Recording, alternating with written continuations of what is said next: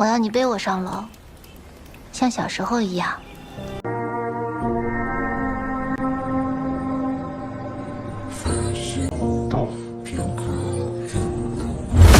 يا أهلا بيك. عارف إن وقتك بفلوس وعايز الخلاصة من غير رغي كتير؟ عشان كده أنا هنا. جهز فشارك، اضبط قاعدتك، وافصل عن الدنيا شوية، عشان النهاردة معانا قصة مش مجرد حكاية، دي رحلة هتاخدك لعالم تاني خالص، وهتعرف فيها كل تفصيلة كأنك شفتها بالظبط. أنا صاحب قناتك سردفون، والنهاردة جايب لك الزتونة اللي مفيش بعدها كلام. من غير مقدمات كتير، دوس لايك ويلا بينا نخش في التفاصيل.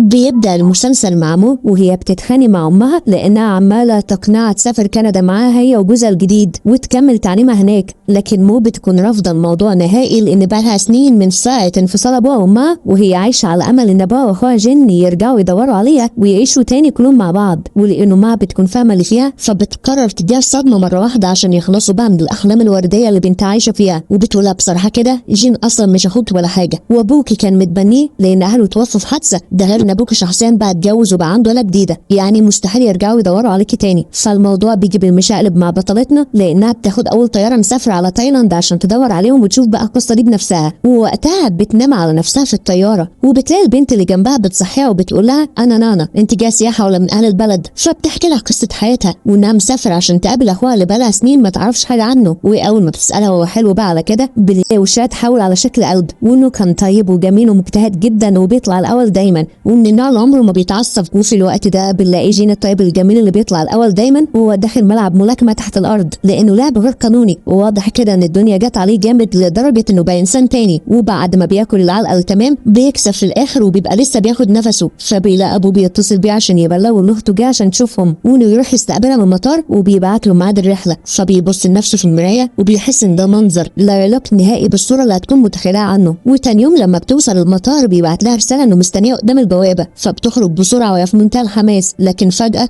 بتلاقي السواقين بيتجمعوا حواليها عشان يفهموها تركب معاهم بالعافية، وفي وسط الزحمة دي بتلاقي صوت جين وهو بيقول لهم سيبوها في حالها لأنها تركب معايا، وطبعا من باب الكاريزما بيفضل واقف مكانه عشان هي اللي تروح له، فيا عين البنت بتبقى واقفة ومش فاهمة هو مين ده بالظبط وايه الولاعة اللي في ايديه دي، وهو مين اللي دشمل وشه بالطريقة دي، فبيحاول يكسر المود وبيسألها انت ما تعرفتيش عليا ولا ايه؟ على العموم ابوكي والله طلب منها جه استقبلك في المطار، وبياخد منها الشنطة عشان يحطها في العربية، وفي وسط كل ده بتبقى هي لسه متسمرة مكانها وبتحاول تستوعب ازاي وامتى وفين، لحد ما بيفوقها وبيطلب منها تركب عشان يتحركوا، وبتفضل طول الطريق عماله تبص له نظرات استغراب وبتساله بيعمل ايه بالظبط في حياته، والعربيه دي بتاعته ولا سارقها، ولسه بيدرس ولا خلاص كده، فبيعرفها انه وقف من بعد الثانوي، فبتبقى لسه تخرج عن شعورها لانه كان شاطر جدا، وقبل ما يتفرقوا هما صغيرين وعدها انه يدخل جامعه كبيره، لكن بتلاقي فجاه موتوسيكل ركن جنبهم وعليه واحد شعره احمر وطبعا باين من شكله مسدس جون، وبيقولوا تعالى نشرب سوا، وبعدين يعملي معاك دي، ويا ترى بقى الافعى الخضراء عارفه انك مقضيه مع بنات غيرها، فبيبص له بجنب عينيه وبيكمل في الطريق عادي جدا، ووقتها مو ما بتبقاش قادره تستوعب ان حتى اصحابه وشكلهم عامل كده، بس بتحتفظ باللي عايزه تقوله جواها لانه كده كده مش هيرد عليها حتى لو سالت.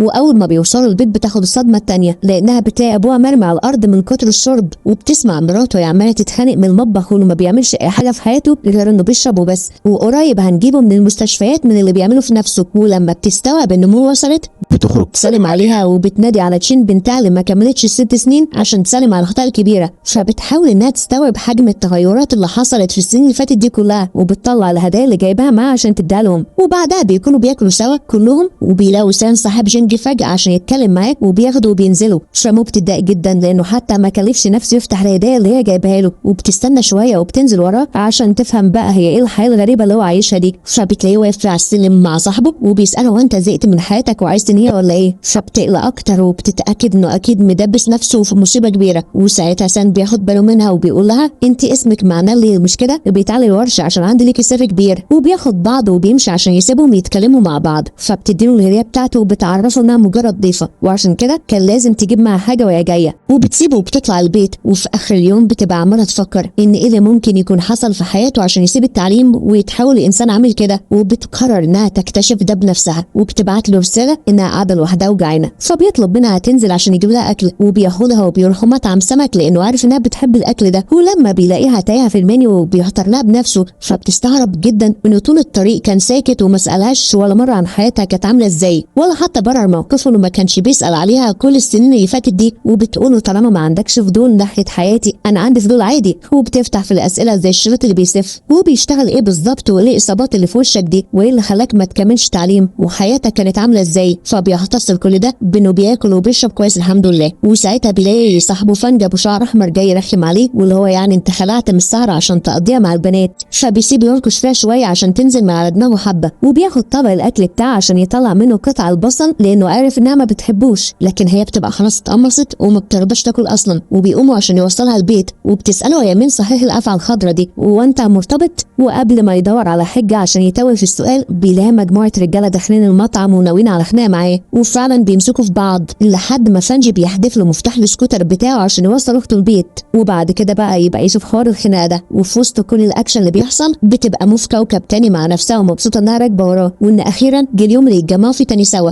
ولما بيرجعوا البيت بتعملوا تحقيق على الضيق وان مين دول وكانوا عايزين ايه. فبيقرب منها جامد وبيقولها واضح انك فضوليه زياده عن اللزوم، لانك من ساعه ما شفت وشي وانتي ما بتعمليش اي حاجه غير انك بتسالي. فبتتوتر جدا وبتسحب نفسها وبتدخل على الاوضه، وبعدها بيروح يسهر مع اصحابه. وفجاه بيجي له رساله بتقلب وشه لان عصابه اون احتجزوا عندهم. واول ما بيوصل بالليل الافعى الخضراء، ودي بتبقى كيرا بنت رئيس العصابه، فبيرمي لها جزء من الفلوس اللي عليه، وبيعرفها ان الباقي هيبقى يجيبوا على دفعات، وان بلاش الحركات دي تاني لان المره الجايه ممكن يسيب ابوه عادي. ولما كيرا بتلاقيها يمشي بسرعه كده بتفهمه ان محدش جاي جنب ابوه اصلا، احنا لقينا نايم في الشارع لوحده لانه سكران. ده غير انها قعدت اكتر من ساعتين بتجهز وبتحط ميك اب عشان لما يجي ينبهر بشكلها، وبتعرض عليه انه لو قعد يتعشى معاها هتمسح كل الدين اللي عليه. فبيحاول يمسك نفسه عليها على قد ما بيقدر لانه مستوعب ان بقالها سنين مستنياه تدياوش. واول ما بيجيله رساله من موب بتساله هيرجع البيت امتى، بيلم الدور وبياخد بعضه وبيمشي. وتاني يوم لما موب بتصحى من النوم بتكون مستغربه انه لسه ما رجعش البيت كل ده. فبتلاقي مرات ابوها بتفهمها انه اصلا ما بيرجعش، انه عايش في بيت تاني لوحده وقليل لما بيجي يزورهم. وبتفكر مع نفسها في اي حاجه عشان تخليه يجي البيت. وساعتها بتدخل الحمام تبوظ السخان بسرعه قبل ما حد يشوفها، وبتنادي على عمها عشان تتصل بيه يجي ينقذ الموقف لانهم اكيد يعني مش هيستحموا بميه ساعه. وفعلا خطتها بتنجح لان في اقل من نص ساعه بيكون واقف بيصلح السخان، وبعد ما بيخلص بيلبس الجاكيت بسرعه عشان ينزل. فبتحاول تفتح معاه اي موضوع وخلاص عشان ما يمشيش بسرعه كده، لكن هو بيكون مستعجل لانه وراه شغل مهم، وبينزل ويسيبها. وقتها بتتضايق جدا وبتنزل وراه وبتاخد اول تاكسي بيقابلها عشان تراقبه وتفهم هو بقى بيشتغل ايه بالظبط مخليه مستعجل قوي كده. وبتلاقيه راكن في مكانه وبيكمل مشي، فبتنزل بسرعه هي كمان، بس فجاه بتلاقيه واقف قدامها لانه واخد باله منها من ساعه ما ركبت التاكسي. فبتعمل نفسها اللي هو يا نهار ابيض ايه الصدف الغريبه دي، انا لقيت نفسي زهقانه فنزلت اتجول في المدينه شويه. بس هو بيكون عارف انها بتحور وبيديها فلوس عشان ترجع البيت وتبطل تلف وراه، وبياخد عربيته وبيمشي.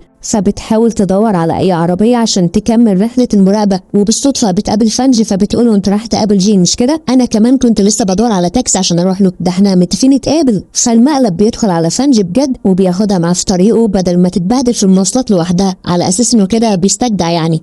وفي الوقت ده بيبقى جين عنده ماتش ملاكمه، والمفروض يعني ان الاتنين اللي بيلعبوا بيكون في حد متراهن عليهم، واللي بيكسب هو اللي بياخد الفلوس. فالافعى وابوها بيكونوا موجودين في الماتش، بس ابوها بيشجع بينج اللاعب التاني لانه واحد من رجالته. ده غير ان عنده عداء كبير مع جين بس لسه محدش عارف السبب بالظبط. اما بقى بطلنا فبالله ينصح معرض العربيات هو اللي بيراهن عليه، وبيكون متاكد انه كده كده يكسب الماتش. فبيعلي الرهان وبيحط رقم كبير جدا، وكل ما الرقم بيكبر كل ما الماتش بيكون اصعب. وساعتها جين بيبقى في الاوضه وبيسخن قبل الماتش، وبيفتكر كلام شخص ما مجهول الهويه لانهم بيدارين وشه لزوم سسبنس الحبكه الدراميه يعني، لما قالوا ان عيله اون ظلمته سنين وانه بيعمل ده كله عشان يرجع حقه. واول ما كده بتاخد بالها ان الرهان زاد بتتضايق جدا لانها متاكده ان جين هيطلع متدشمل من الماتش ده. ووقتها فنجي بيوصلوا مامو وبيدفع للامن عشان يوافقوا انها تعدي معاه من غير ما حد ياخد باله. وطبعا لما بتشوف منظر اخوها في الحلبة ما بتبقاش مصدقه نفسها، وبتحاول تقنع فانجي انه يطلعه من هناك بسرعه، وهي مستعده تدفع فلوس الرهان من معاها، لكن اكيد الامور مش بالسلاسه دي نهائي. وفي الوقت ده بيبقى جين مسيطر على الماتش على قد ما يقدر، لحد ما فجاه بنجي بيديله واحده في وشه بتجيبه الارض وبتخليه مش قادر يقوم تاني. واول ما بيسمع صوت مو وهي بتنادي عليه وبتعيط بيلاقي الطاقه رجعت تاني عادي جدا، وبيقوم يكمل الماتش لانه متاكد انهم مش هيسيبوه في حاله غير لما يوقع بنجي على الارض. ولما بيقابله اخيرا بينط من الحلبه وبياخدها وبيهرب بسرعه لانه ما بيكونش حابب وجودها في مكان زي ده. فكيرا بتتعصب جدا لان ايه جو الشيء الممنوع اللي بيحصل ده، وبتسال فانجي هي مين دي بالظبط،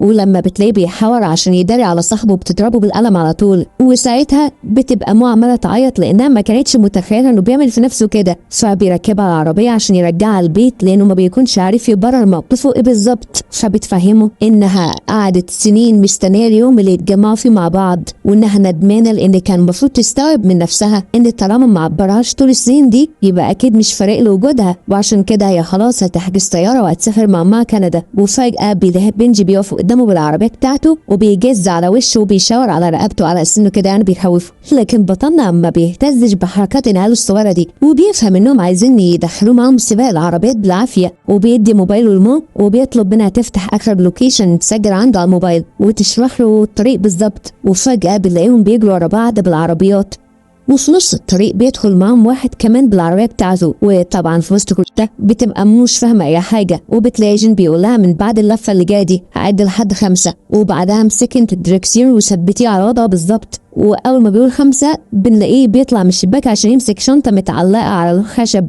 وبياخدها وبيروح على اخر نقطه للسباق لان الفريق كله بيكون متجمع هناك، وبكده يبقى هو اللي كسب. وقتها بيقول للرئيس بتاع الليله دي كلها انه ما كانش حابب يشارك وان هم اللي دخلوه بالعافيه. فالتاني بيتعصب لانه جايب معاه واحده غريبه، والمفروض يعني ان السباقات دي بتتعمل بالسريه لانها مش قانونيه. فبيقول له ده بس يا عم غريبتي دي الجيرل فريند بتاعتي، وبياخد منه فلوس السباق وبياخدها وبيمشي لانه بيكون ملاحظ الصدمه اللي على وشها لانها مش قادره تصدق انه مستعد يضحي بحياته عشان خاطر شويه فلوس بياخدها من سباق. ده غير كم بالحوادث اللي بتحصل للناس اللي حواليهم في الشارع اللي مالهمش اي ذنب. فبيتعصب جدا من كلامها لان كل الناس مستعدين يعملوا اي حاجه عشان الفلوس، وبالذات بقى لو مروا بالظروف زي اللي هو مر بيها، لانه اول ما سافر مع ابوها وضعهم المادي كان صعب جدا وكانوا عايشين في اوضه تحت السلم. وطبعا لما الجو كان بيمطر كانت الميه بتوصل لحد جسمهم، وفجاه حصل معاهم ظروف فحتى الاوضه اللي كانوا بيناموا فيها كسروها وبقوا يقضوها تحت الكباري. وفوق كل ده لما الدنيا ظبطت معاهم شويه وابوها اتجوز وفتح مطعم وجاب بنت، اكتشفوا ان عندها القلب وكانت محتاجه تعمل عمليه في اسرع وقت ممكن. فاضطر يسيب المدرسه وما كانش في حل قدامه وقدر انه يدخل في السكه دي عشان يقدر يوفر الفلوس اللي هي بتتكلم عنها بمنتهى السهوله، ولا اكنهم بيكسبوها في كيس شيبسي. لكن هي بتكون شايفه ان خلاص كل ده عدى وانها مستعده تساعده عشان يسيطر على حياته ويشوف شغلانه كويسه يكسب منها بالحلال. فبيسالها وانت بصفتك عايزه تساعدي؟ ده انت حتى اسم العيله غيرتيه على اسم جوز امك. فبتستوعب انه متضايق من امها لانها اتخلت عنهم بمنتهى السهوله وما حاولتش حتى انها تتواصل معاهم ولا مره، وبتقترح عليه انهم يرجعوا ويعيشوا سوا في بيتهم القديم ويبنوا لنفسهم حاجه جديده سوا. لكن هو من جواه بيكون متاكد انه مش هيقدر يرجع بالسهوله دي. ولما النهار بيطلع بيوصلها لحد الفندق لان امها جت بنفسها عشان ترجع معاها. وفي الوقت ده بتفهم امها انها مش ناويه تسافر كندا لانها حابه تكمل الدراسه في مدرستها القديمه، لكن امها بتبقى ناويه اصلا تبيع بيتها له في الصين لانها خلاص هتستقر مع جوزها في كندا. فمو بتستغرب جدا انها واثقه في جوزها قوي كده، وبتقول لها فريدي طلع غدار ورماك في الشارع. وقتها بقى هتروح تعيشي فين؟ فالراجل بيحس انه بيتهان من تحت لتحت وبيسحب نفسه من القعده عشان يسيبهم هما يحلوا امورهم العائليه دي مع بعض. واول ما ماما بتعرف ان جين هو اللي وصلها لحد هنا بنلاقيها اتعصبت جدا لانها شايفه انه شخص مش كويس وان حياته كلها تهور، وبتحذر عليها اكتر من مره انها تبعد عنه لانهم مش اخوات عشان تتعامل معاه بعشم قوي كده. وبتقع في نص الكلام انه كان بيتصل بيها زمان كتير جدا لما سافر مع ابوها وهي اللي طلبت منه يبعد عنهم وعن حياتهم. وهنا بقى مو بتحس بتأنيب الضمير لانها من ساعه ما جت وهي كل شويه ترميله انه ما كانش بيسال فيها السنين اللي فاتت دي كلها وترى ما هي السبب، وبتفهمها انها مش هتسافر معاها وهتكمل حياتها مع ابوها واخوها، وبترجع البيت. ووقتها اخته الصغيره بتلاقيها قاعده في الاوضه وعماله تعيط، فبتكتب لها على ورقه عنوان المكان اللي جين موجود فيه، وفي اخر اليوم بتروح له على هناك وبتكتشف ان عنده ورشه تصليح عربيات. واول ما الساعه بتدق 12 بتقول له كل سنه وانت طيب بمناسبه عيد ميلاده. فبيرجع فلاش باك وبيفتكر لما كانوا بيحتفلوا بعيد ميلاد مو وهي صغيره، فامها سالته وانت بقى عيد ميلادك امتى؟ ولما ما عرفش يجاوب عليها قرر انهم يحتفلوا بيهم هما الاثنين في نفس اليوم كل سنه، ولانه هيبقى عيد ميلادها كمان فبياخدها عشان يروح يجيب لها تورته بالفراوله اللي بتحبها ومعاه شمع لزوم الاحتفال. فمن باب الفضول بتساله طب هو انت بقى عيد ميلادك الحقيقي امتى بالظبط؟ فبيعرف انها مش هتفرق في حاجه وان يوم ميلادها هو كل اللي بيفرق معاه، فبتحس انها اتثبتت من الجمله وبتتمنى انهم كل سنه يحتفلوا مع بعض. وطبعا من ضمن حماس الاحتفال انها بتفضل تشرب لحد ما بتهلوس، وبتفهمه انها قلقانه على امها لانه جوزها الجديد ممكن يطلع نصاب ويرميها في اي لحظه. لكن جين بيكون شايف انه ما اذكى بكتير من كده وانها المفروض تحترم قراراتها، وبيسالها حاسه بايه بالظبط لما اكتشفت انه مش اخوها بجد. فبتحس ان الجو قلب توتر ما بينهم وبتغير الموضوع بسرعه، وبتطلب منه يسيبها تبات معاه في المكان. ولما بتلاقيها رفضت بتدخل من جو الصعبانيات وانها لو رجعت دلوقتي مش هتلاقي حد يستقبلها لان ابوهم طول الوقت بيكون شارب ومراته اكيد نايمه من ارهاق الشغل، زائد ان الجو بيمطر، يعني كل الاشارات بتبين انها المفروض تبات. وبعدها بتتعب جدا من كتر الشرب، فبيفضل قاعد جنبها طول الليل لحد ما بتبقى كويسه وبتقدر تنام، وما بيبقاش مصدق انها كبرت بسرعه قوي كده. وبيفتكر اول مره لما ابوها خده مع البيت وكانت امها لسه حامل فيها وكانت رافضه وجوده لان ظروفهم كانت صعبه جدا. لكن لما بنتها كبرت شويه وحست انها قدمت علاقه بيه قررت تسيبه يعيش وسطهم. وتاني يوم لما اصحابه بيوصلوا الورشه بيطلب منهم يوطوا صوتهم لان في حد نايم، فبيتصدموا لان عمره في حياتهم ما ساب حد يدخل الاوضه بتاعته. فالموضوع اتطور لدرجه ان في حد نام فيها،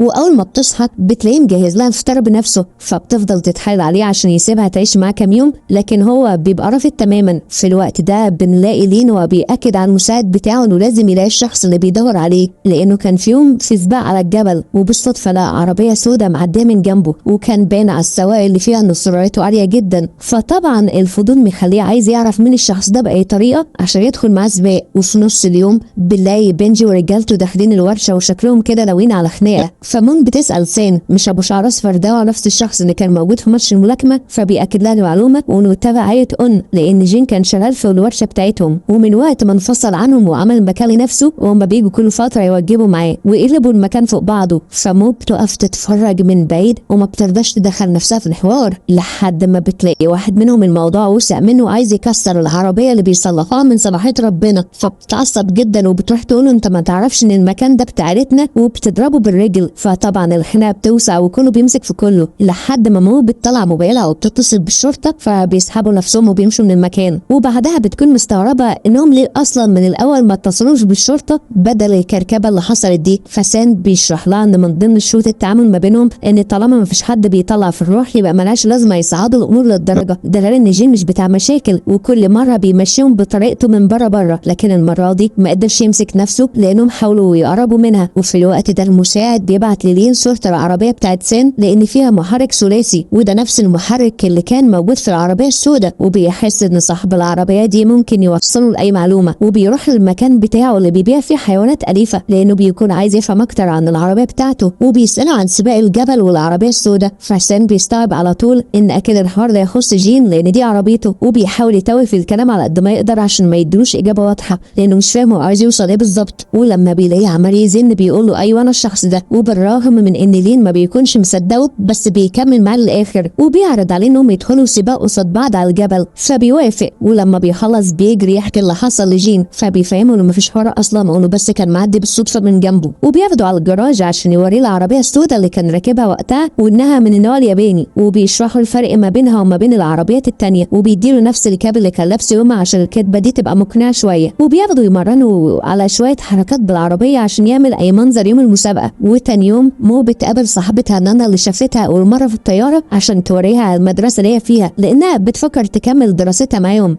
وبالصدفة بتلاقي صورة جين متعلقة على لوحة الشرف اللي بتجمع صور الطلبة اللي كانوا مجتهدين في مسابقات المعلومات، فبتفرح جدا لأن ده الوضع اللي كان نفسها تشوفه فيه. وفي نص اليوم بتعدي عليه في الورشة، ولما بتلاقيه واقف بيدخن بتعرفوا إنها على فكرة مضرة بالصحة، وإنها من النهاردة هتنادي عليه باسمه الحقيقي ومش هتتعامل معاه معاملة الإخوات لأنه ما يستحقهاش. فبيتضايق جدا لأنه مش متعود منها على الطريقة دي، وبعدها بتطلب بنسان ياخدها معاه وراح يتمرن على الحركات اللي اتعلمها على العربية. فجين بيكون مستغرب جدا الانفصام اللي هي بتعاني منه، لأنها شوية بتتعامل معاه حلو ولازقة فيه وشوية مش طايقة تبص في وشه حتى، وبيسأل سانو هو اللي بيحصل ده ليه تفسير منطقي ولا ايه بالظبط. فبيديله نصيحة أخوية إنه لازم يكبر دماغه لأن محدش بيفهم تصرفات البنات. وقتها بتستغل فرصة إنها مع سان وبتسأله إذا كان في واحدة في حياة جين، فبيفهمها إن إجابة السؤال ده موجودة في الميدالية بتاعته. وفي الوقت ده جين بيروح يقابل نفس الشخص مجهول الهوية اللي مخبين وشه من أول المسلسل، بس المرة دي بيكون قاعد على الكرسي اللي جنبه ومديله ظهره عشان ما يبانش إن هما الاتنين بيتكلموا مع بعض. فجين بيفهمه إنه ناوي يشارك في السباق وإنه لسه قدامه شهرين عشان يتمرن في يوم، بس المشكلة كلها إن العربية محتاجة شوية تعديلات كبيرة. وبيسأله هو ناوي يرجع البلد هو ورجالته إمتى بالظبط، فبيرد عليه إنه كلهم مستنيين الأخبار منه، وبياخد بعضه وبيمشي. وبعدها لما سام بيجي يطبق اللي جين علمهوله بيلاقي نفسه في المهلبية ومش عارف يجمع أي حاجة، فمو بتطلب منه يسيبها تجرب لأنها كانت بتحب جدا تتفرج على أبوها وبيلف بالعربية وبيعلم جين. فبيستغرب جدا لأن الصورة الوحيدة اللي واخدها عن أبوها إنه طول الوقت سكران، لكن هي بتوضح له الصورة وإنه زمان كان شخص مختلف تماما عن دلوقتي، وكان شغفه كله في العربيات وسواقتها، بس الدنيا دست عليه جامد. ومن أول مرة بتلاقي نفسها عارفة تعمل الحركة صح وبتقوله شفت أصل دي جينات عيلة. وبعدها نانا بتروح تاخدها عشان يحضروا حفلة عيد ميلاد ابن عمها سوا، وأول ما بيوصلوا بتلاقي عربيات أحدث موديل مركونة في كل حتة، ده غير إن كلهم متعدل عليهم عشان يعلوا من الإمكانيات بتاعتها ويدخلوها للسباق. فماما بتبقاش مهتمة قوي بالموضوع لأن كل اللي بيدور في دماغها إن يا ترى جين في حياته حد ولا لأ. فنانا بتقترح عليها إنهم يعملوا لعبة صغيرة عليه عشان يكشفوا حقيقة مشاعره، وإنها تبعت له صورة وهي مع واحد يمكن يغير. وطبعا مفيش أنسب من ابن عمها عشان يستغلوه في مهمة زي دي، واللي سبحان الله بيطلع في الآخر لين. ولما بيوصل بتخليها تقف جنبه وبتصورهم صورة سريعة من غير ما حد ياخد باله، وبتعرفها إن الخطوة التانية إنها تبعت الصورة ومعها لوكيشن مكان. وآخر رسالة بقى إن معلش الحاجات دي اتبعتت هنا بالغلط، وتقفل الموبايل على طول.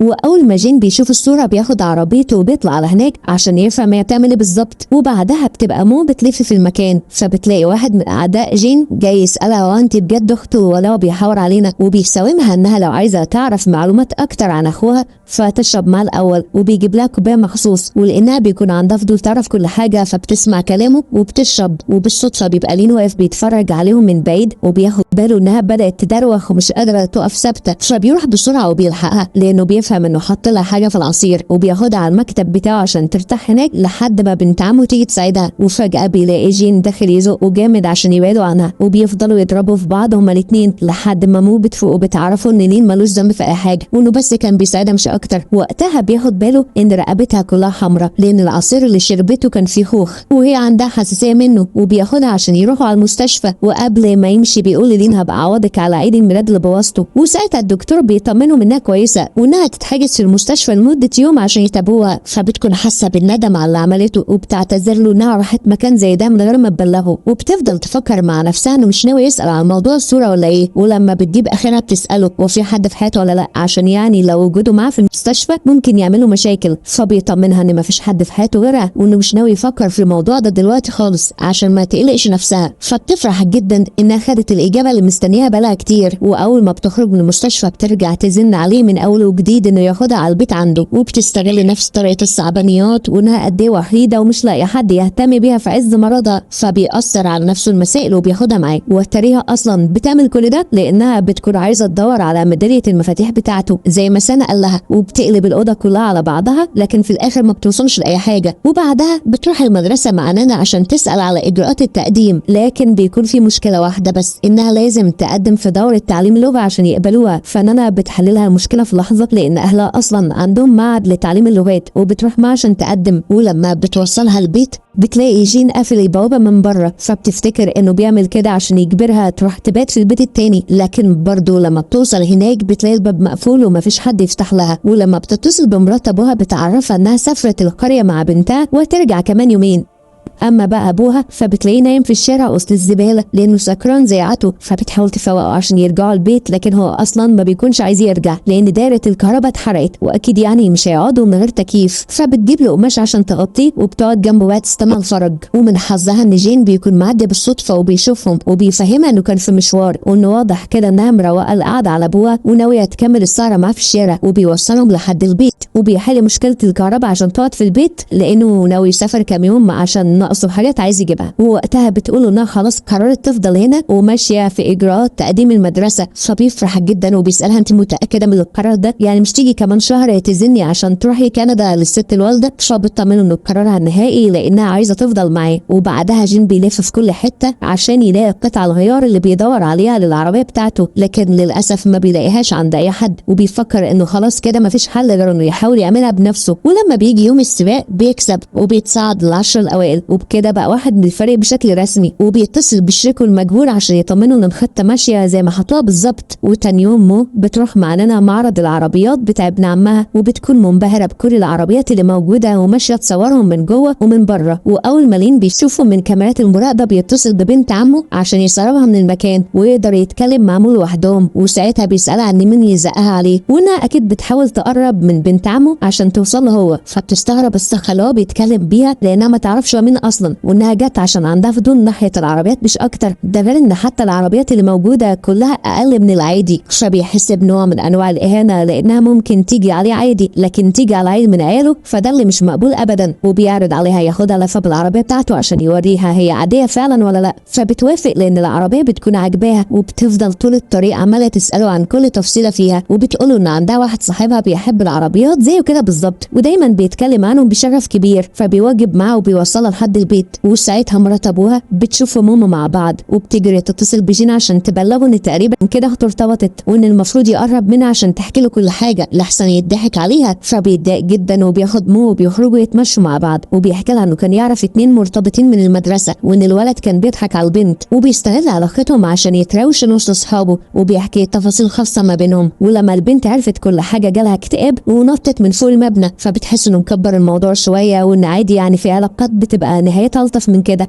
ولما بيرجعوا على الورشه بيلاقوا اصحابهم متجمعين ومستنينهم عشان ياكلوا سوا، فبتدخل تغسل ايدها وفجاه بتلاقيه كده في وشها، فبتسالها هو انت بقى الافعى الخضراء اللي كل شويه يجيبوا سيرتها؟ فكيرا بترد لها السؤال ولو وانت بقى اخته الصغيره اللي كانت موجوده يوم ماتش الملاكمه، والموضوع بيبقى لسه هيقلب ما بينهم بخناقه، لكن جين بيجي في الوقت المناسب وبيفضوا الحوار بدري. وطبعا لما بيتجمعوا عشان ياكلوا بيكون باين على كيرا انها غيرانه جدا من الطريقه اللي بيتعاملوا بيها مع مو، وبالذات بقى لما جين بيقرر يفصص لها الاكل قدامهم، فبتحاول انها تقرب منه كل شويه عشان تثبت لنفسها انه بيتعامل معاها حلوه هي كمان، لحد ما بيجيب اخره وبيضرب الشوكه في نص الترابيزه عشان تفهم انه مش طايقها وتبعد عنه. وقتها مو بتاخد طبقها وبتجري على الاوضه عشان تعمل نفسها بتذاكر بدل ما يطلب منها تروح، وبتستنى ثانيه يدخل يطمن عليها وبتساله اذا كان جين عنده مشاعر ناحيه كيرا، فبيطمنها ان العلاقه دي بالذات مستحيل تحصل لانها بنت رئيس عصابه الأن. وبعدها بتبقى خارجه عشان تطمن على الاجواء، فبتلاقيهم واقفين هما الاتنين لوحدهم وبيتكلموا، فبتستخبى ورا العربيه عشان تسمع الكلام داير على ايه، لكن جين بيكون واخد باله منها وبيزحلقها كده عشان تمشي،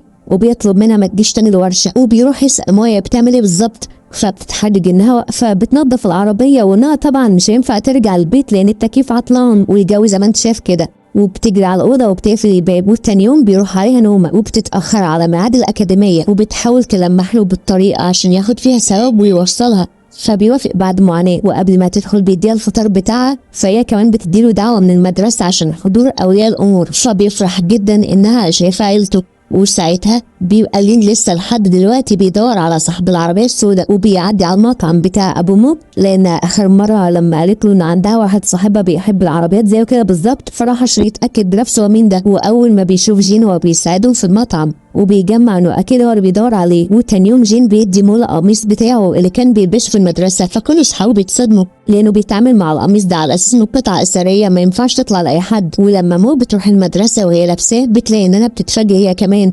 وبتسالها انت جبتي القميص ده منين لانه مختلف عن الزي العادي، لان شعار المدرسه مكتوب عليه باللون الذهبي ومحدش بياخد القميص ده غير مجتهدين المدرسه بس، فبتفهم هو ليه كان محتفظ بيه قوي كده.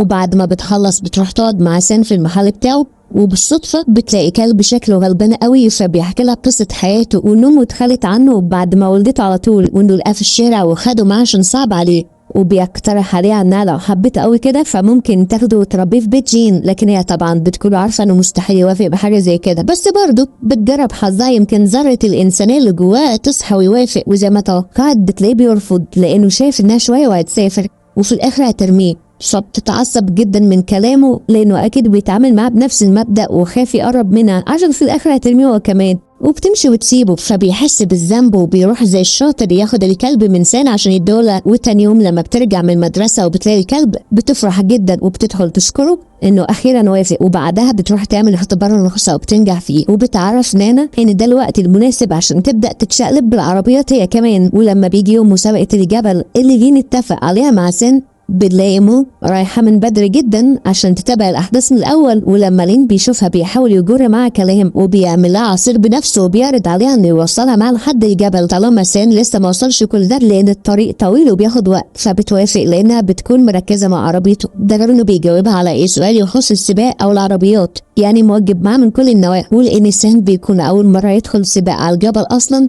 فبيطوف في الطريق وبيوصل على الميعاد بالظبط، وساعتها مو بتحاول تقترح عليه ان ايه رايك تنسحب من السباق بدل ما شكلك يبوظ اكتر ما هو بايظ، لكن الكاريزما بتكون واخده زياده عن اللزوم وبيقفل شباك العربيه عشان يدخل في المود، ومن اول ما بيطلع بس بيلاقي نفسه حاول شمال بالغلط، فلين بيستسلم وبينزل يقول له كفايه كده لاني خلاص عرفت مين صاحب العربيه، وبياخد منه الكاب بتاع جين عشان يرجعوا له بنفسه. وقتها مو بتطلب منه ان هي اللي تسوق وهم راجعين لان النزول من على الجبل اصعب بكتير من طلوعه، واول ما بينزلوا من على الجبل بيبقى لين واقف مستنيهم عشان يعرف هيرجعوا في قد ايه بالظبط، وبيتفاجئ لما بيلاقيها خدت 23 دقيقه بس. وفي الوقت ده مو بتقترح على سان انه محتاج يغير شويه حاجات في شكله، زي مثلا يقص شعره اللي واكل نص وشه، وانه يعدل الستايل بتاعه لان لو فضل بالمنظر ده مش هيلاقي واحده تبصله. وتاني يوم لما بتروح الورشه بتلاقي سان جديد تماما لان نفذ كل اللي قالته بالظبط، فبتفضل 10 دقايق منبهره بشكله وعماله تطبله لحد ما جين بيجيب اخره من الغيره وبينادي عليها وبيسالها انها ليه بتيجي هنا كل يوم ليه، وبتحاول تقرب منه بكل الطرق مع انها عارفه انهم خلاص مش اخوات حقيقيين، ولا هي بتعمل ده كله عشان عايزه يكون في ما بينهم حاجه، فبتتوتر جدا من الطريقه اللي بيتكلم بيها وبتزقه بسرعه وبتمشي من المكان. وفي نص اليوم بيروح المطعم تاني عشان يقابل جين، ولما بيشوفه بيديله الكاب بتاعه لانه خلاص بقى متاكد ان هو صاحب العربيه، وبيعرض عليه انهم يدخلوا سباق سوا، فبيعرفوا انه مش مهتم نهائي بشغل العيال ده وبيمشي ويسيبه لان كل تركيزه انه يكون من الثلاثه الاوائل اللي في السباق اللي مشترك فيه، لانه وقتها يقدروا يكتشفوا المعلومات اللي بيدوروا عليها. وطبعا بما انه ناقص عنده مهارات كتير فما بيلاقيش احسن من ابوه عشان يساله في التفاصيل دي، فبيديله الخلاصه وانه لازم يكون عنده اتقان في كل جزء من العربيه عشان يقدر يتحكم فيه بشكل تلقائي وتبقى حركات ايديه اسرع بشكل تلقائي. فبيستغل الموضوع وبيشتغل توصيل في مطعم ابوه بالعربيه السوداء عشان يقدر يستوعب اكتر ايه الحاجات اللي محتاجه تتعدل بالظبط، وكل ما يعطل في حاجه بيلاقي اجابتها عند الحاج. اما مو فبتكون عامله انقطاع عنه لانها مش قادره تفهم هو كان قصده ايه بالظبط بالكلام اللي قاله. ولما بتروح اول يوم ليها في المدرسه بتلاقي واحد اسمه كاي جاي يلزق جنبها من غير اي مقدمات، وبيفضل طول اليوم بيحاول يفتح كلام معاه باي طريقه، واخر ما بتزهق منه بتروح تستخبى في الحمام عشان ينزل من على ودنها شويه، وبتخرج من الشباك لانها بتكون عارفه انه اكيد مستنيه قدام الباب. وقتها بتلاقي جين واقف مع واحد شكله مريب وبياخد منه شنطه وبيديله ظرف فيه فلوس، فبتفتكر مع نفسها ان يا ترى دي ممنوعات ولا ايه بالظبط، وقبل ما تروح تقتحم عليه المكان وتستفسر بتلاقي كيف وشها، فبتقوله انت عرفت المكان ازاي، وبتمشي وبتسيبه وبتروح تسال جين اذا كان جاي عشان يوصلها، فبياخدها معاه في طريقه. وفي نص الكلام بيحشر ان مين الشخص اللي كان واقف معاه كده، وبيكون باين عليه انه غيران. وتاني يوم بتروح للورشه عشان تشوف ايه الوضع هناك، فسان بيستلمها شويه لان بقالها فتره ما بتجيش لحد ما بترجع تتقمص تاني وبتاخد بعدها وبتمشي. وفي اخر اليوم بيبقى جين قاعد بيرسمها وعمال يفتكر كل ذكرياته مع بعض من ساعه ما جت البلد، وبيحس انه خلاص متاكد من مشاعره ناحيتها بس لسه مش قادر يقرر هيعترف لها امتى بالظبط. ووقتها بيبقى لين لسه عمال يلف حوالين نفسه عشان يدور على ايه طريقه يقدر يقنع بها جين انه يدخل معاه سباق، وبيعرف من واحد من صحابه انه بيدور على قطع غيار معينه للعربيه بتاعته بس مش لاقيها في اي حته. وفي الوقت ده بتبقى مو بتتدرب بالعربيه بتاعت سين، لكن برضه بتكون حاسه ان في حاجه ناقصه وانها مش متمكنه من العربيه قوي، فنانا بتقترح عليها انها تجيب لها حد يساعدها، واكيد في المواقف اللي زي دي مفيش احسن من ابن عمها، وفعلا بيحضر في نفس الثانيه لانه متاكد ان مو هي الدخله الوحيده اللي هتجيب جين، وبيقضي معاها اليوم كله بالعربيه بتاعته عشان يعمل لها كل اللي هي عايزاه، وفي مقابل ده بياخد كام صوره معاها من غير ما تاخد بالها.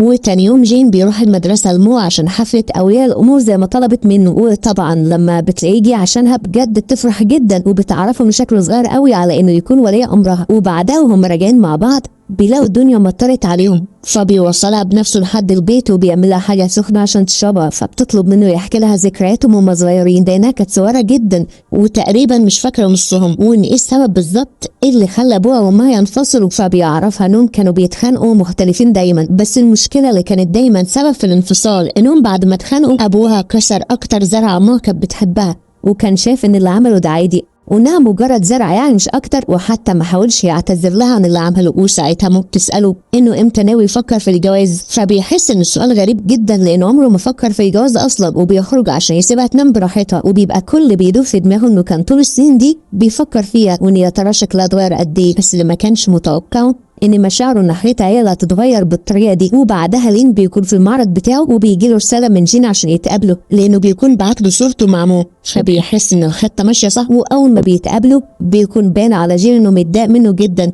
وبيحذره يبعد عنها، فبيفهمه انها مش في اهتماماته اصلا وان تركيزه كله معاه هو، وبيقترح عليه انهم يدخلوا سباق مع بعض، ولو كسب هيوعده انه مستحيل يظهر قدامها تاني، وبيديله سماعه عشان يتكلموا فيها مع بعض خلال السباق. فطبعا جين بيوافق وبيسألوا في أي قواعد تانية حابب تضيفها قبل ما نبدأ. وطول السباق بيبقى لين منبهر من الطريقة اللي بيسوق بيها، ده غير كم التعديلات اللي بيلاحظها في العربية اللي بيسوقها، وبيفضل يسأله في كل تفصيلة. وأكيد معروفة إن جين هو اللي هيكسب في الآخر، وساعتها بيقترح عليه إنه يسافر مع فرنسا عشان يشارك في المسابقة الشهر الجاي مع الفريق بتاعه، فبيرفض لأنه مش مهتم بالموضوع وبيقلع السماعة وبيمشي قبل ما يحاول يزن عليه عشان يقنعه. وبعدها بيروح يقابل مو، فبيلاقيها واقفة مع فرقة في الشارع ومستناه يوصل عشان تغني له أغنية رومانسية كنوع من أنواع الاعتراف غير الصريح. ولما بتخلص بياخدها وبيروح يقعدوا سوا على البحر لأنها بتكون عايزة تشوف النجوم، وبتسأله كان بيحتفل ازاي كل السنين اللي فاتت دي براس السنة، لكن هو أصلا ما بيبقاش فاكر تفاصيل لأنه ما كانش بيهتم بالمناسبات دي أصلا، وبيوعدها إنه السنة دي هيحتفل معاها.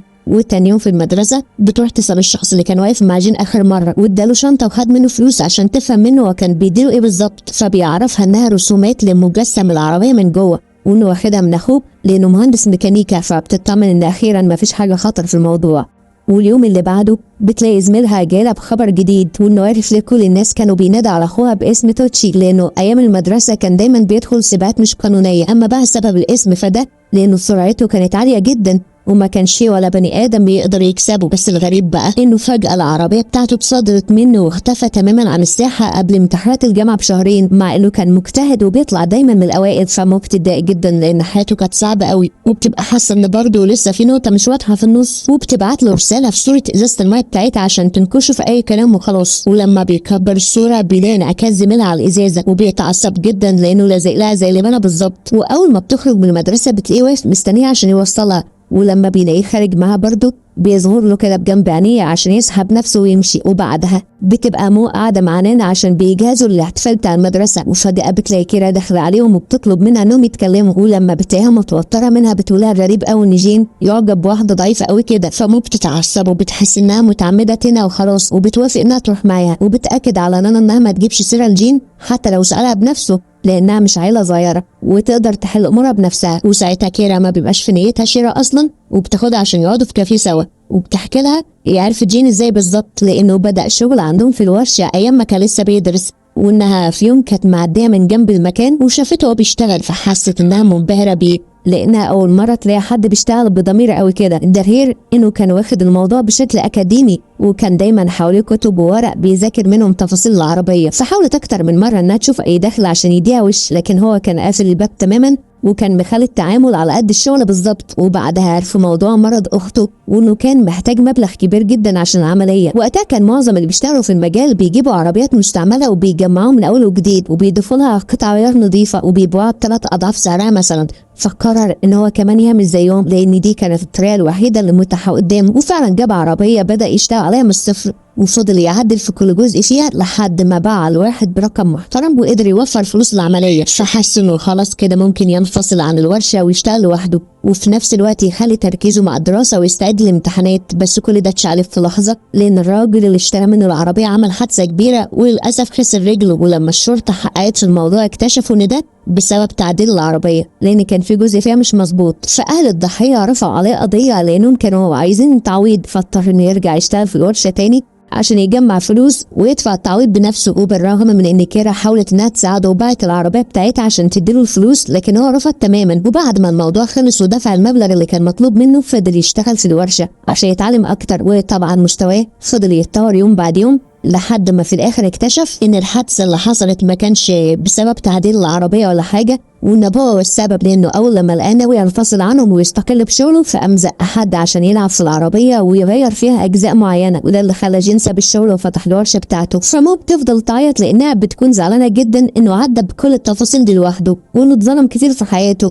وفي الوقت ده جين بيوصل وبيلاقيها عماله تعيط، ده غير انها بتكون نايمه على نفسها لانها شربت كتير جدا هي وكيرا، فبياخدها وبيوصلها البيت عشان ترتاح شويه. وبعدها بنجي بيروح عشان يساعد كيرا، فبتمسك ايديه وبتعترف له انها بتحبه، فبيبقى لسه يفرح لانه بقاله سنين بيحبها في السر ومستني اليوم ده، لكن بيلاقيها بتعكها في الاخر وبتقوله يا جين. فطبعا قلبه بيتكسر لانه كان متاكد من الاول. وبعدها جين بيروح يقعد مع سان صاحبه وبيعرفه ان تقريبا كده كيرا حكت لمو على كل حاجه، فبيساله انه ناوي يستوعب مشاعره ناحيتها امتى بالظبط، لان تقريبا كده كلهم واخدين بالهم اللي هو. ولما بيجي يوم راس السنه الصينيه بنلاقي مو وهي رايحه الورشه عشان تحتفل مع جين واصحابه، ولما بيحس انها سقعانه بياخد ايديها وبيحطها في جيبه على اساس انها كده يعني هتتدفى، لكن بيحصل احسن من كده بكتير لانها اخيرا بتلاقي الميداليه اللي بتدور عليها بقالها كتير، ووقتها بتلاقي مكتوب عليها انها بتوحشه طول الليل والنهار، وبتفهم اللغز اللي فيها لان اسمه معناه النهار اسمها معناه الليل. وطبعا بتفضل بقيت السهره مبسوطه جدا لانها ما كانتش متوقعه ان هو كمان بيحبها زي بتحبه. وبتوري الميداليه لسان من تحت لتحت، واللي هو انا خلاص عرفت كل حاجه. واول ما الساعه بتدق 12 والسنه الجديده بتبدا بيوزعوا عليها اظرف العيديه لزوم الاحتفال. وبعد ما بيخلصوا القعده بنلاقي مو بتستغل الفرصه وبتاخد الميداليه من المفاتيح وبتقوله خلاص بقى حلال عليك لان كده كده مش هوحشك تاني لاني هبقى معاك على طول. ولما بتلاقيه بيوافق بتكمل في لستة الطلبات وان نفسها انه يشيلها على ظهره لحد البيت زي ما كان بيعمل هما صغيرين، وبالمره بقى يكمل معاه القعده ويحكي لها قصه عشان يبقوا استرجعوا كل الذكريات سوا.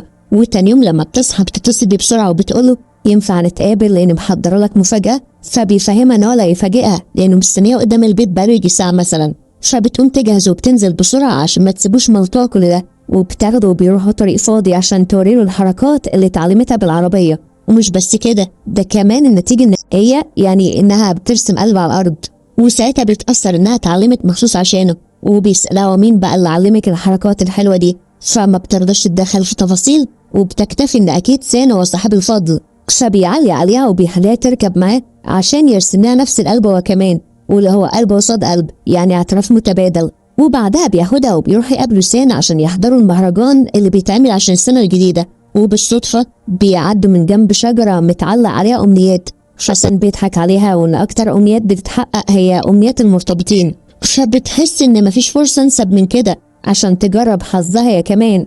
وبعد ما بتعلق الامنيه بتفضل واقفه قدامها شويه على اساس انها كده تحقق اسرع يعني. وبعدها هما بيتمشوا في الزحمه بتقوم ماسكه ايد جين من غير اي مقدمات وبتتحجج ان الدنيا زحمه وممكن نتوه من بعض بكل سهوله، فعشان يعني اليوم ما يقلبش نكد على الفاضي. هو طبعا بيبقى صامت جدا بس من جواه بيتنطط من الفرحه انها مبينه حبها قوي كده. وفجاه النكد بيجي لحد عندهم لانهم بيقابلوا كيرا وابوها ومعهم رجالته، وبما ان الشارع فاضي ومفيش بني ادمين فده احسن وقت للخناقه لانهم من ساعه ما عرفوا انه دخل السباق، وكمان اتاهل العشره اللي في الاخر وهم عايزينه ينسحب باي طريقه لانه لو كسب هيبقى كده في نفس مستوى ابو كيرا بالظبط ومحدش هيقدر يجي جنبه.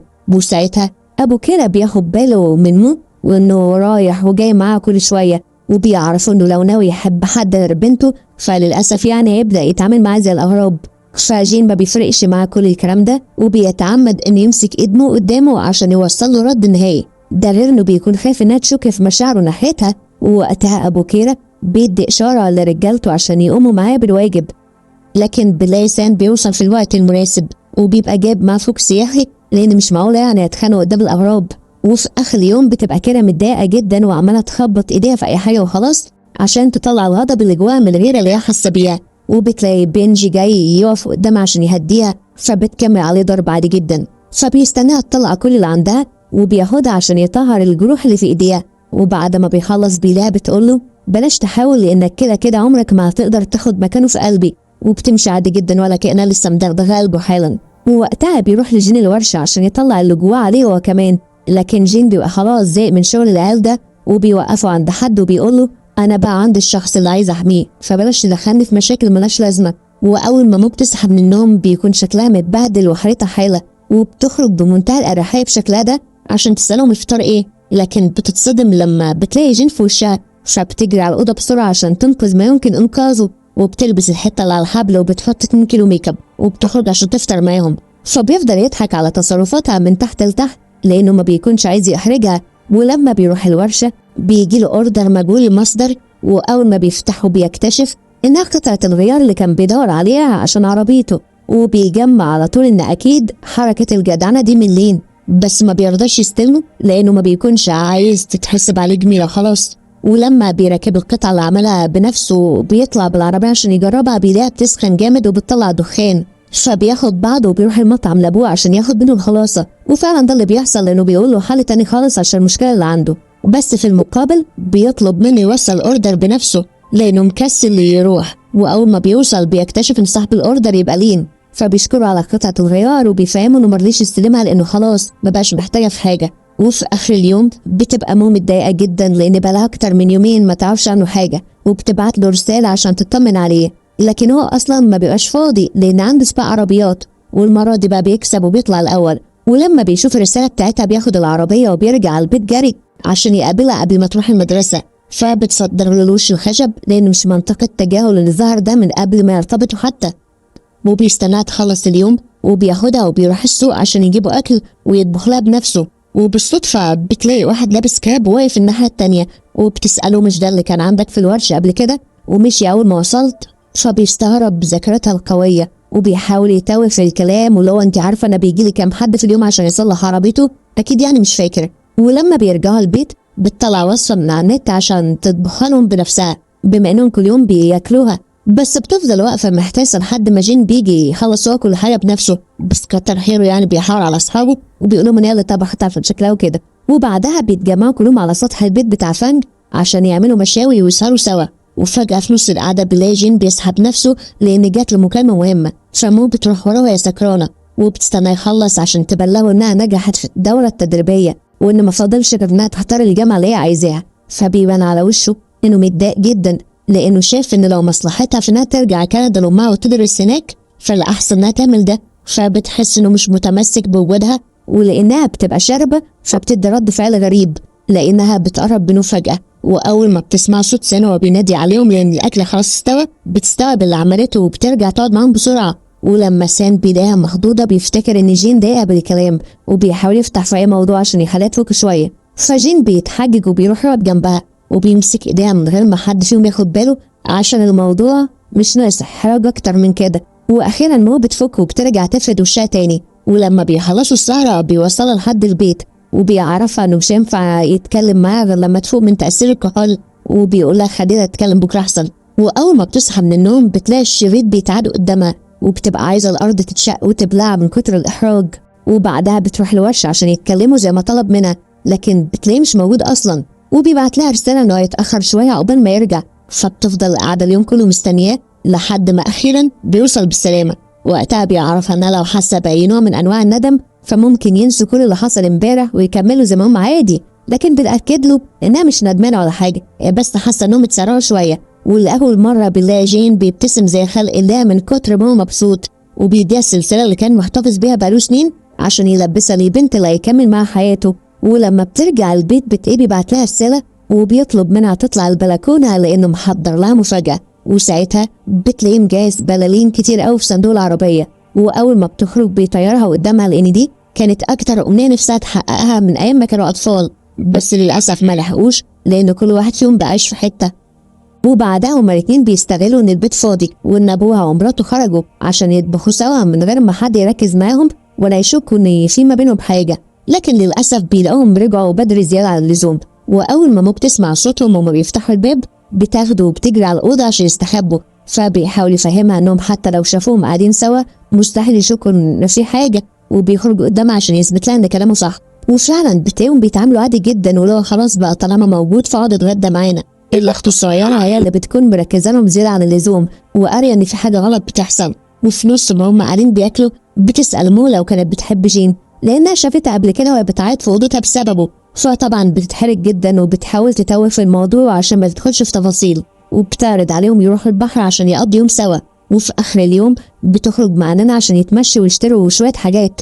وفجاه بتلاقي جين قاعد في مطعم مع واحده، ومش بس كده ده كمان حاطط ايده على كتفها. ولما بيشوفها بيعمل نفسه مش واخد باله وبيكمل عادي جدا. فمو بتتصدم من اللي شايفاه قدامها، لانه لسه من يومين بالظبط كان بيوعدها ان عمره ما هيعمل اي حاجه توجعها او تخليها تبعد عنه، وبتمشي بسرعه من قدامه. فبيستوعب ان بقى تقلب عليه جامد، وبيقوم عشان يروح وراها، لكن بيلاقي نفس الشخص ابو كاب اللي كل شويه بيتكلم معاه في السر بيعدي من جنبه، وبيعمل نفسه خبط فيه بالغلط ولو معلش اسف ما خدتش بالي. فبيفهم انه بيوصله اشاره ان نرجع مكانك احسن بدل ما تبوظ الخطه كلها علينا.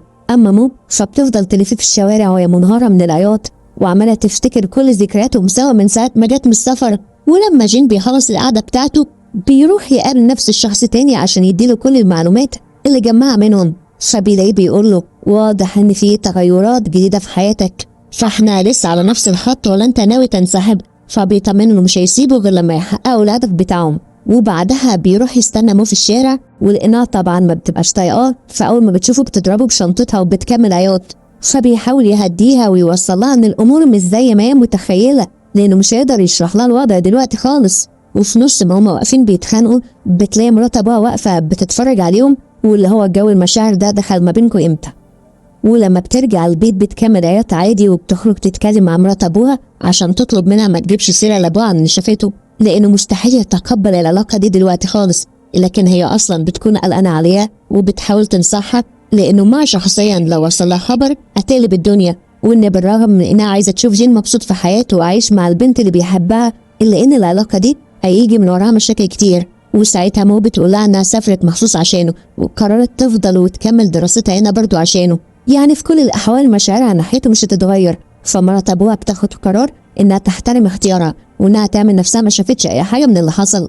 ولما جين بيحكي لسان اللي عمله وبيلاقيه بيتعصب عليه، لانه المفروض يشرح لمو الوضع كله وما يسيبهاش لدماغها بالطريقه دي، لكن جين بيبقى مصمم على وجهه نظره وشايف انه بيعمل ده كله عشان مصلحتها. فسان بيخرج عن شعوره وبيساله مصلحه مين بالظبط؟ انت بتعمل ده كله عشان نفسك، وبيشد معاه وبيمشي ويسيبه. وفي اخر اليوم لما مو بتوصل الورشه بتلاقي كيرا واقفه مستنياه، وبتفهمها انها جات لها مخصوص لان هي الوحيده اللي هتقدر تقنع جين عشان ينسحب من سباق التحالف، لانه لو كمل في السكه دي هيدخل في حوارات ملهاش اول من الاخر. ده غير ان اصلا مش مضمون انه يطلع من السباق سليم، وما بترضاش تعرفها اي تفاصيل اكتر من كده. فمو بيبقى كل اللي فارق معاها انها تطمن ان حوار السباق ده ما يبقاش فيه اي خطر على حياته، وبتحاول ترمي اسئله في نص الكلام على اساس يعني انه مش هياخد باله. وان يا ترى بقى انت بتعمل ده كله عشان الفلوس؟ طب مين اللي بيحط الجايزه وبيكسب ايه في المقابل عشان يدفع الفلوس دي؟ وبما انه بيبقى مركز لها ومستوعب اللي هي بتعمله، فبيديها اجابات على قد بالظبط،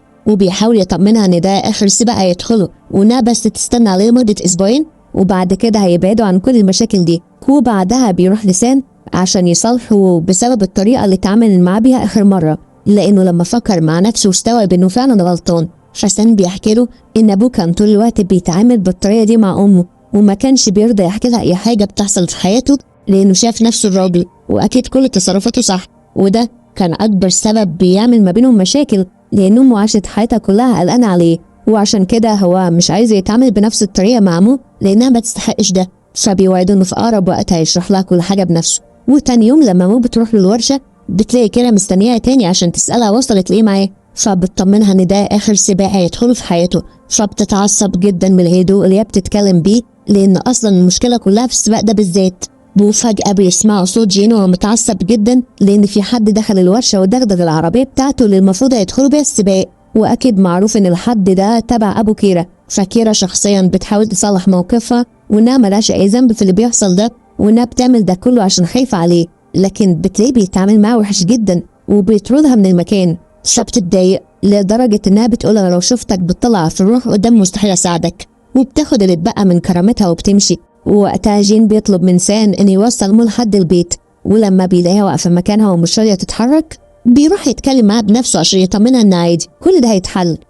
وبعدها بتبقى مو في السوق عشان بتجيب طلبات، وفجأة بتلمح راجل أبو كاب وبتفضل ماشية وراه لحد ما فجأة بتلاقيه بيلف وبيقولها خير في حاجة، فبتتوتر جدا وبتجري من قدامه. وفي آخر اليوم بتبقى قاعدة مستنية جين في الورشة، وأول ما بيوصل بتلاقيه بيبص لها نظرات غريبة، فبتفهم على طول إنه عرف ليه عملته. وأخيرا بيقعد معاها قعدة صفا عشان يحكي لها القصة كلها، وإنها بدأت من ساعة ما اكتشف إن أبو كيرا هو اللي لعب في فرم العربية اللي كان مجمعها عشان يبيعها، وده اللي خلاه ينفصل عنهم ويوقف سباق ويفتح الورشة الخاصة بيه.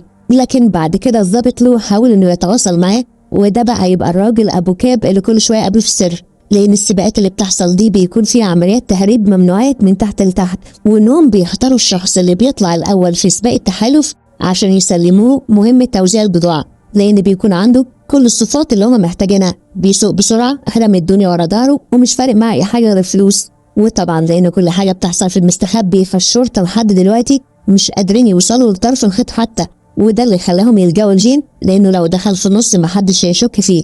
ده غير إن حتى لو حد ركز معاه فهيستنتج إنه بيعمل ده كله عشان الخلاف اللي ما بينه هو وأبو كيرا، وبيفهمها إنه وافق يدخل المهمة دي لأنه عايز يثبت براءته من قضية العربية اللي لبست فيه، وهو أصلا بريء.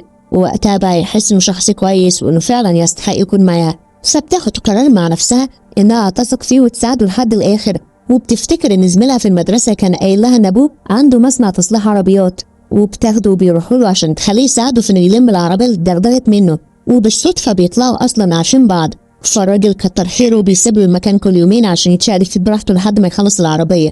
أما مو فبتقضيها زيارات رايح جاي، ومع كل زيارة بيبقى معاها وجبات، وبعدها لما العربية بتخلص أخيرا بياخدها هي أول واحدة فيها، فبتكون فرحانة جدا وبتستغل الفرصة وبتعرض عليه إنهم يرجعوا الصين سوا ويعيشوا في بيتهم القديم ويفتحوا مطعم ويصرفوا منه، فبيطلب منها تستنى لحد ما السباق يخلص وبعد كده يبقى يديها جواب على العرض ده.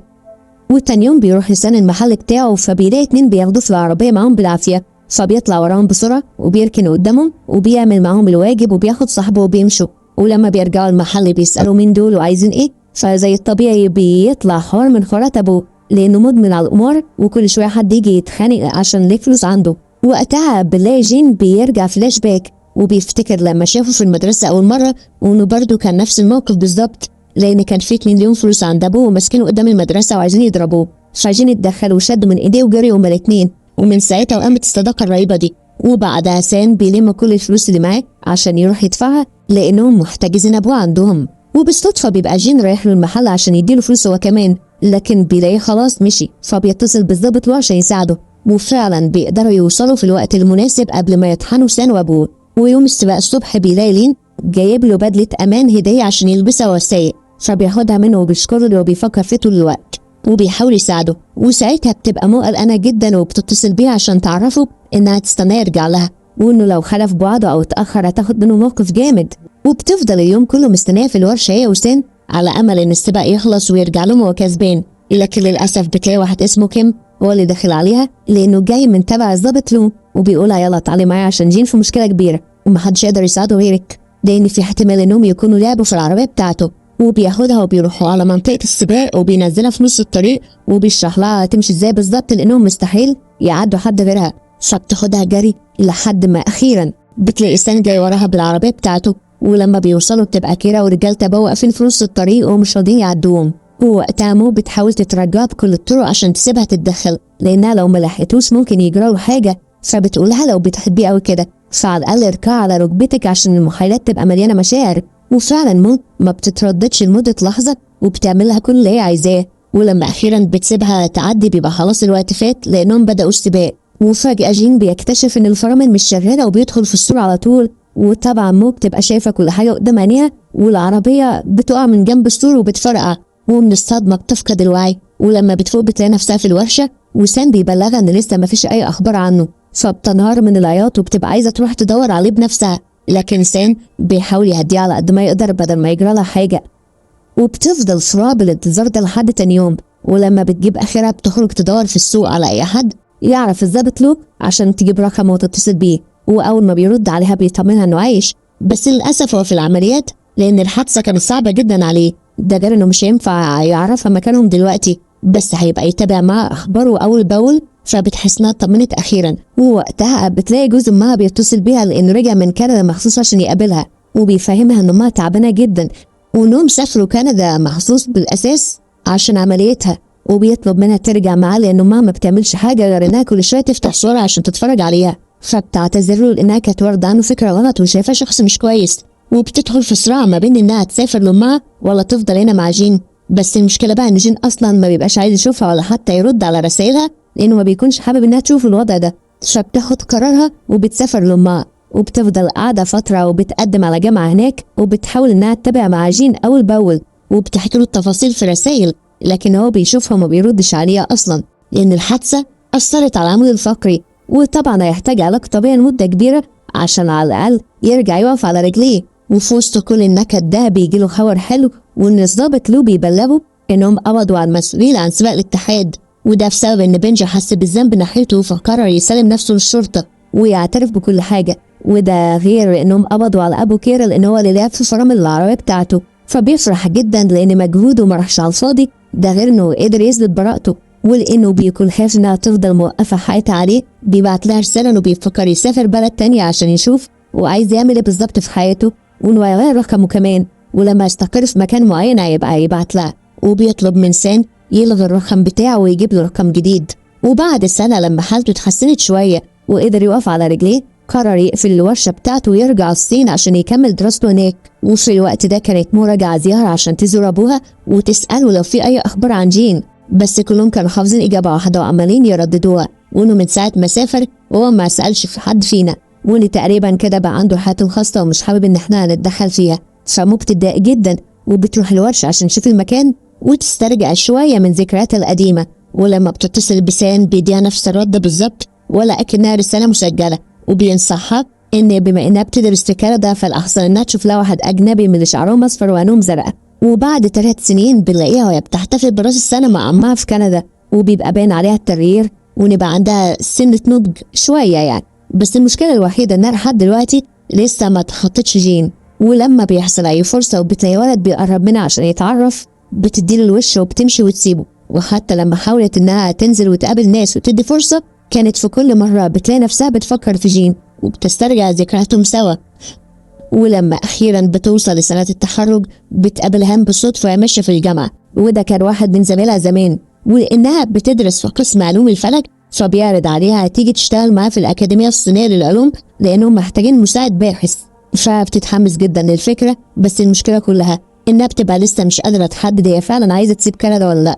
وساعتها بياخدها معاه عشان تقابل صحابه في الشغل لان كلهم جايين بعثه كام يوم وراجعين تاني، وبالصدفه مديره بياخد باله من السلسله اللي هي لابساها وبيعرفها انهم في العصور القديمه كانوا بيستخدموا الحجر اللي في السلسله بتاعتها كتعبير عن الحب والاشتياق، وانه نادر جدا ومش اي حد بيستخدمه. فبترجع فلاش باك وبتفتكر اليوم اللي جين لبسها لها فيه وبتحس انها اشاره عشان ترجع بلدها يمكن تقدر تقابله هناك، وبتتصل بامها وبتبلغها بقرارها. وتاني يوم بتسافر لابوها الاول عشان تطمن عليه، ولما بتساله عن جين بتلاقيه بيديها نفس الرد برضه، وتقريبا كده وبقى متسيستم.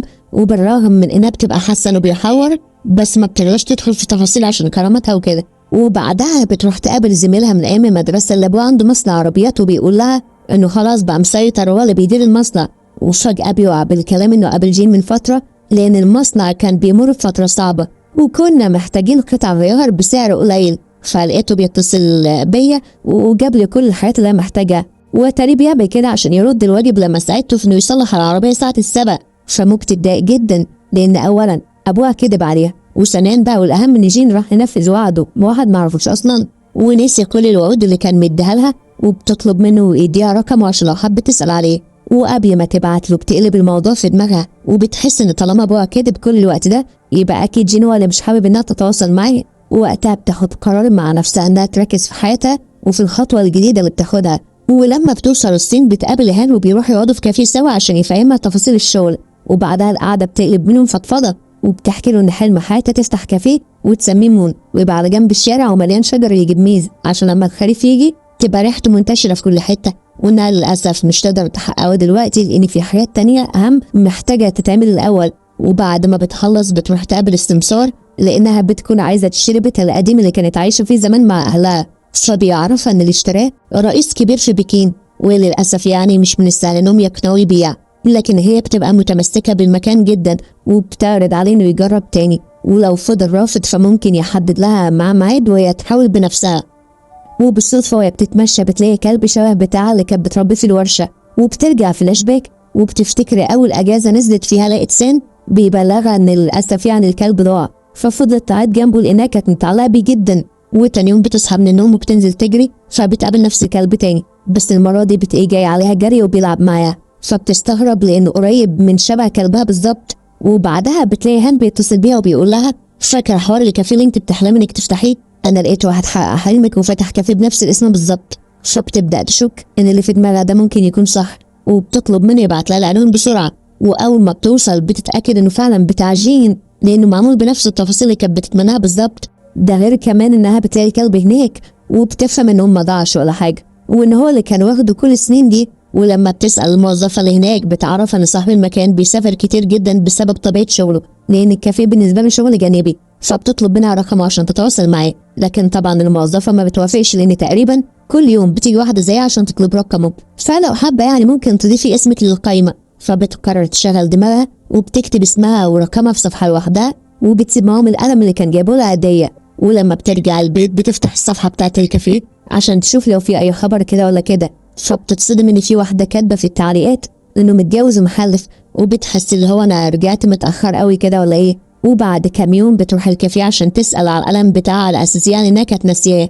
فالموظفه بتبلغها ان صاحب المكان خد القلم وانها ممكن تيجي بكره عشان تقابله وتاخده منه. فبتتاكد ان خطتها مشيت صح. وتاني يوم بتلبس اشيك حاجه في الدولاب وبتروح عشان تقابله، ولما بتشوفه بتلاقي عينيها بتدمع لوحدها لانها ما بتبقاش مصدقه ان بعد كل السنين دي حصلت الصدفة اللي تخليهم يتقابلوا تاني. وساعتها بتاخد منه القلم وبيكون باين عليها انها مش طايقاه، وبتتعمد تستفزه وبتكذب عليه في انها مرتبطة وخلاص داخلة على جواز، وانه لازم يحضر الفرح عشان يديها فلوس هدية. ولما بتتأكد انه خلاص استوى بتديله موبايلها يكتب رقمه عشان لما تيجي تعزمه على الفرح وكده. ولما بتخرج من مكان بتفتح في العياط.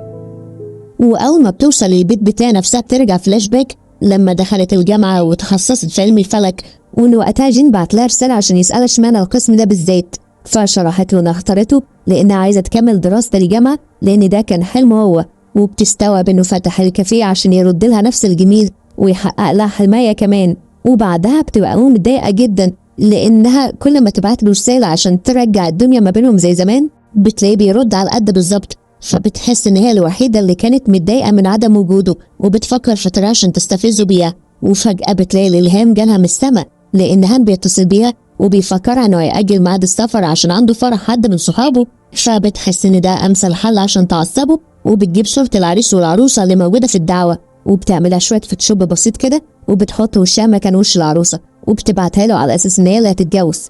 وطبعا أول ما بيشوفها بيفضل شوية مش مستوعب إن إيه السرعة في الأحداث دي، وبيبقى لسه هيعتذر إنه مش هيقدر يحضر لأن أكيد يعني مش هيروح يقف في نص القاعة ويسمع اعذرني يوم زفافك. لكن بيلاقيها هي مسبقة خطوة وبتفضل تبعت له إن كل أهلها مش هيحضروا الفرح لأنهم مسافرين وإنه خاله وحيد ولازم موجود معاها، فبيصدق إنها بتتكلم بجد وبيحضر لها هدية الفرح وبيروح فعلا. وهناك بقى بياخد أحلى صدمة في حياته لما بيلاقي صورة العروسة الحقيقية، وساعتها بتتصل بيه وبتسأله يا ترى إني ما اتجوزتش ده خبر حلو ولا خبر وحش، وبترجع تستفزه تاني وإنها بس أجلت الفرح شوية عشان حبيبها عنده شوية مشاكل في الشغل.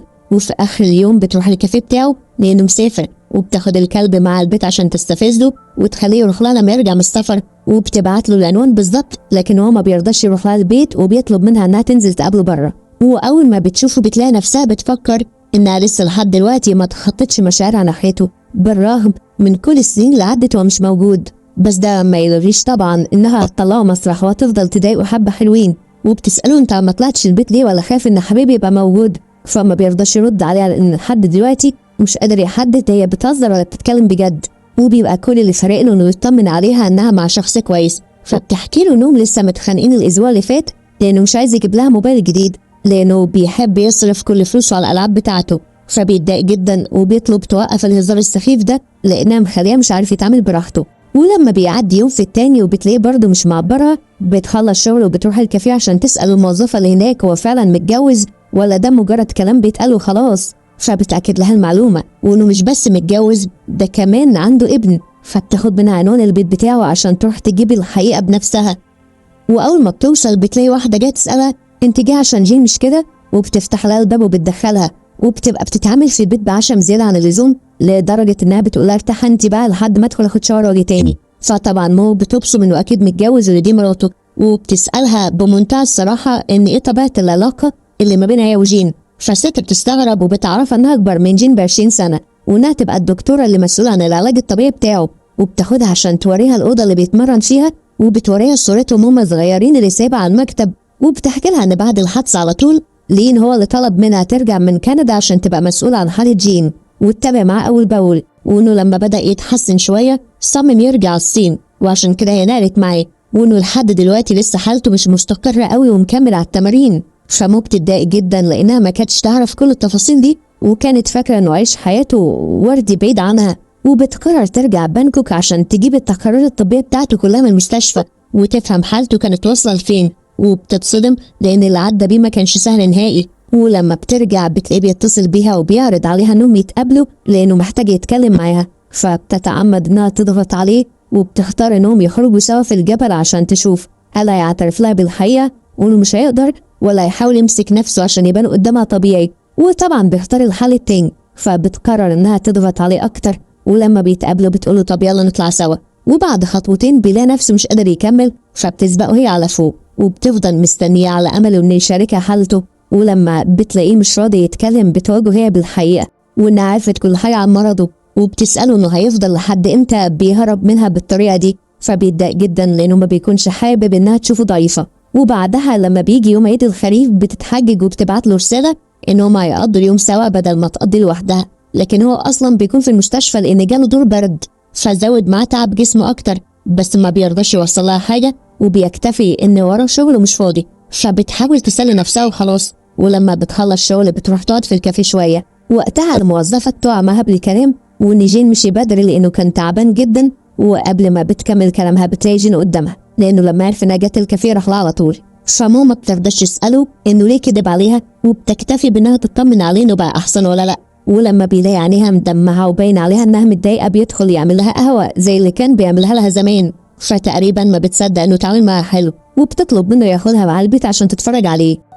ولما بيوصلوا البيت بيدخل المطبخ عشان يعملها حاجه تاكلها، فبتدخل تساعده هي كمان لانها خلاص اتعلمت ازاي تعمل اكل لان ما فيش حد يطبخ لها. وبتحكي له مغامراتها مع شباب كانوا معجبين بها ايام الجامعه، وان واحد منهم كان عازف روك وخدها على بحيره مجمده عشان يعزف لها ويعترف لها بمشاعره، فبيسيبها تكمل لحد الاخر لانه كده كده متاكد انها بتحاور على الفاضي. وبعدها بتفضل تشرب وبتشتكي له ان قد ايه حياتها الماديه صعبه جدا لانها لسه بتتضرب في مرتبها صغير، ده غير الكهرباء والميه والايجار. فبيسالها انت عايزه فلوس يعني؟ فبتدخل في الموضوع على طول وانها عايزه تعيش معاه. فبيلاقي نفسه بيرجع فلاش باك وبيفتكر ايام ما كان لسه بيتعالج، وانه وقتها كان رافض يعرفها اي حاجه عنه لانه ما كانش عايزها تعاني معاه ما بين المستشفيات، وده نفس اللي بيخليه دلوقتي يبعد عنها لانه مش ضامن حالته هتتحسن بشكل نهائي ولا لسه قدامه فتره في العلاج. وبيرجع من الذكريات دي وبيقول ان هما الاثنين عاملين زي الشمس والقمر، يعني مستحيل يجتمعوا مع بعض. فطبعا هي بتتضايق جدا بسبب كلامها وبتفضل تعيط لانها حتى لو اتجوزت واحد تاني مستحيل تحس ناحيته نفس اللي بتحسه ناحيه جين. وبتاخد شنطتها وبتمشي، فبيستوعب انه كده بيظلمها اكتر وبيروح وراها عشان يهديها وبيفهمها انه هيبعت لها التقارير الطبيه بتاعته عشان تقراها بنفسها وتستوعب حالته واصله لفين، وبعدها تبقى تبلغ وهي عايزه تكمل معاه فعلا ولا لا. لكن هي كل الكلام ده ما بيفرقش معاها في حاجه لانها قريتهم قبل كده. وبعدها بيبقى عندها زياره في المعهد الفلكي، وفجاه بتلاقي جين قدامها لانه جاي مخصوص عشان يسمع اجابتها، فبتاخده وبيطلعوا مكان عالي عشان توريله ان الشمس والقمر كل سنه بيجتمعوا مع بعض وبيعملوا كسوف، يعني حتى الظواهر الطبيعيه بتتغير. جت علينا احنا يعني، فبيحس انه خلاص كده مش محتاجه اي حاجه تانية غير وجودها.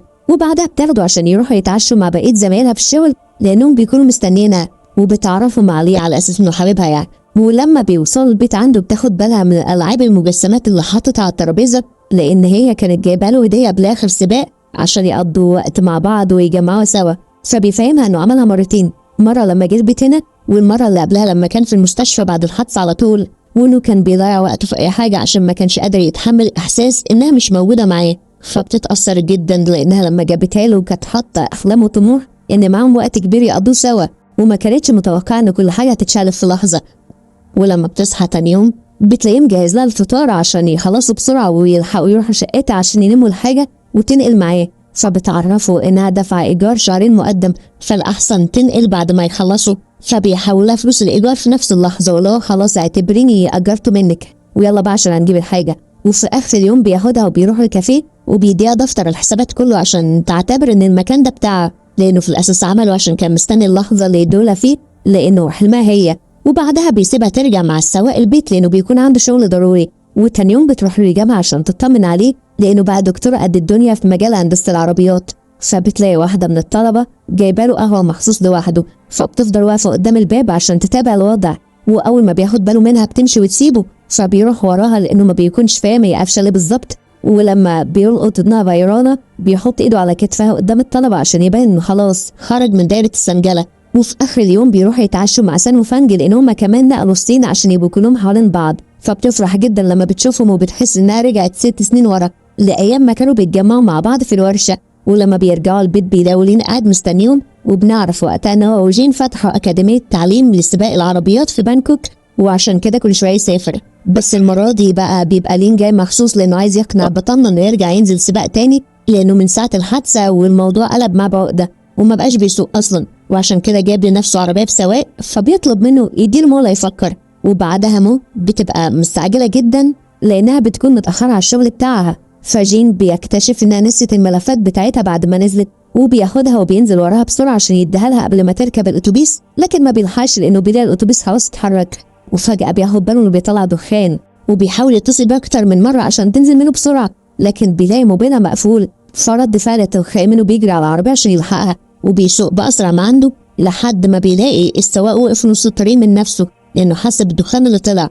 ووقتها بيلاقي مو بتتصل بيه عشان تطلب منه يجيب لها الورق لأنها لسه في الماركت اللي جنب البيت. فبيحمد ربنا إنها ما كانتش راكبة معاهم، وبياخد العربية وبيروح لها على هناك.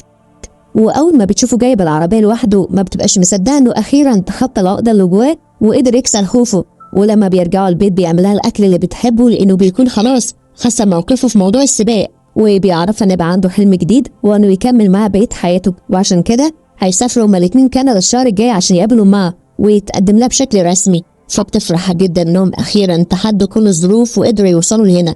وأول ما بيوصلوا بيبقى باين على أمها إنها مش طايقاها ولا طايقة حتى إنها تتكلم معاه، وبتتعامل على أساس إنه هوا قدامها. ووقتها بيقرر يستجمع شجاعته وبيطلع صندوق الذهب اللي جايبه هدية لإن دي من ضمن طقوس العريس، وبيطلب منها بشكل رسمي إنه عايز يتجوز مو. لكن هي بتسيبه يخلص كل الكلام اللي عنده وبتقوله أنت محتاج ترتاح لأنك جاي من سفر، وبتمشي وتسيبه.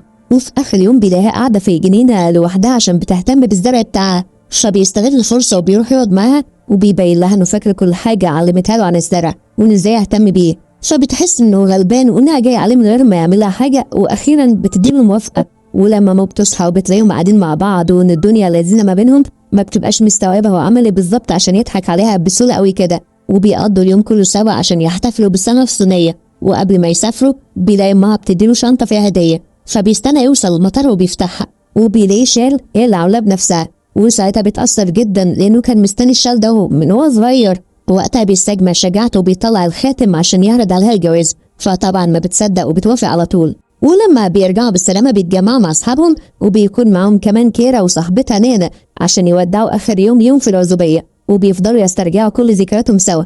أما بقى يوم الفرح فجين بيقرر ياخدها على الموتوسيكل بتاعه عشان يهربوا سوا ويعيشوا اليوم مع بعض زي ما كانوا بيحلموا بيه. لحد هنا وتخلص حكايتنا النهارده، بس حكاوينا في القناه لسه ما خلصتش. لو عجبك التلخيص وقدرت اخليك تعيش جوه الفيلم ما تبخلش عليا باللايك المتين واشتراكك الجميل عشان اللي جاي اقوى بكتير. وقولي في الكومنتات ايه اكتر حته صدمتك، واقترح عليا العمل اللي عايزني الخصه المره الجايه. كان معاكم صاحب قناه سردفون، اشوفكم الفيديو الجاي، سلام.